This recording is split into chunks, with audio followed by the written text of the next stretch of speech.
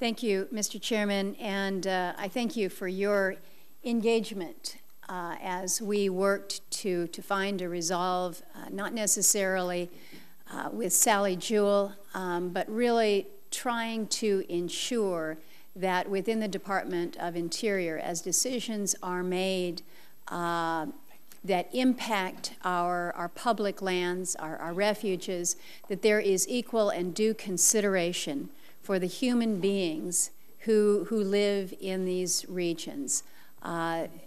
Americans who are seeking a level of public safety and an assurance that their voices will be heard through a process.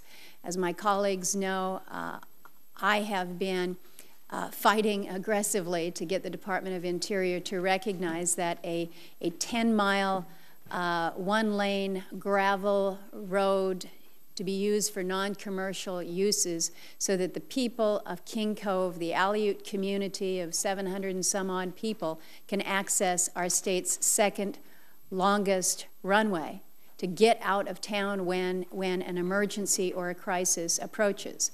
And Fish and Wildlife Service came back and said, no action alternative is the way that we're going, no road is needed. But in the 2009 law that we passed through this committee, it recognized that there needed to be a public interest determination as to that road. Well, when we're talking about public interest, it's not just the public interest of the land, it's not just the public interest of the waterfowl or the animals that may be in the area, it is the public interest of the people. And through many conversations now with Secretary Salazar, and through a very important meeting that was held here in Washington, D.C., where residents of King Cove were able to meet with the Secretary for the first time to outline their case as to why they should be heard, why their public interest needs to be accommodated in these decisions. The Secretary has agreed to take a second look, to revisit, if you will, the EIS that was conducted by Fish and Wildlife Service. He has directed that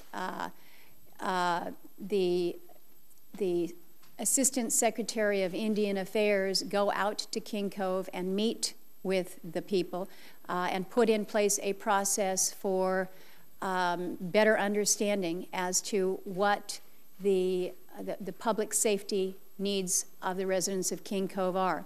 He's further directed that the Secretary of Interior, whether it be Ken Salazar or whether it be Sally Jewell, go to King Cove to visit with the people to allow for a process for further information, a public process that will consist of testimony, of input, of really attempting to hear the public side.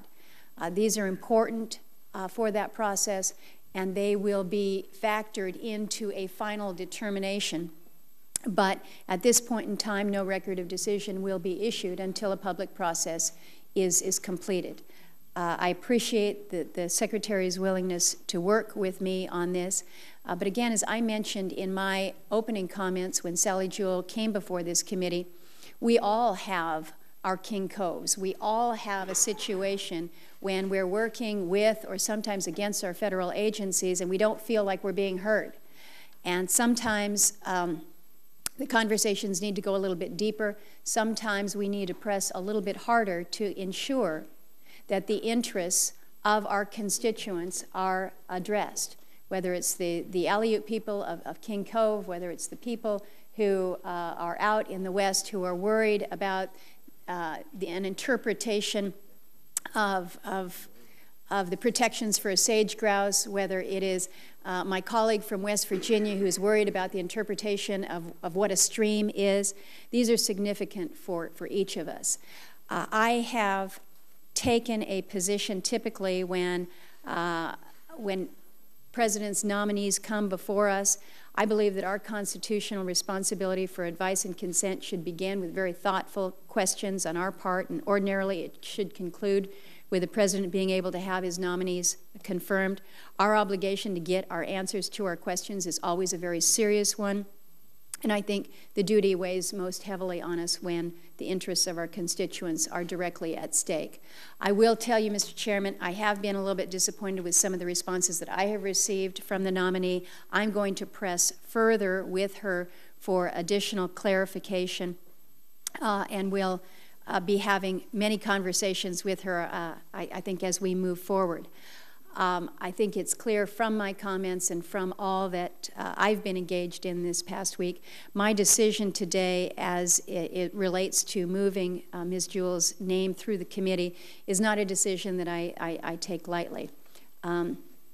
In her answers to her questions at the hearing and in her written submissions, she's asserted that her experience and her skill at bringing diverse people together to solve difficult problems on which they have been divided. I pay attention to that. She says specifically that she is a convener. I need her to be a convener. We need her to be a convener.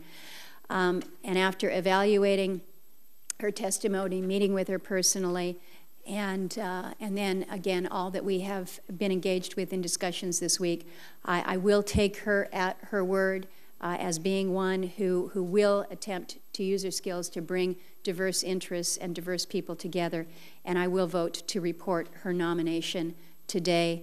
I do look forward to discussing many of these issues with her further as to how she can bring her skills together to benefit the best interests of all Americans. So I thank you, Mr. Chairman, and thank you for the opportunity for a little more time than I would usually take.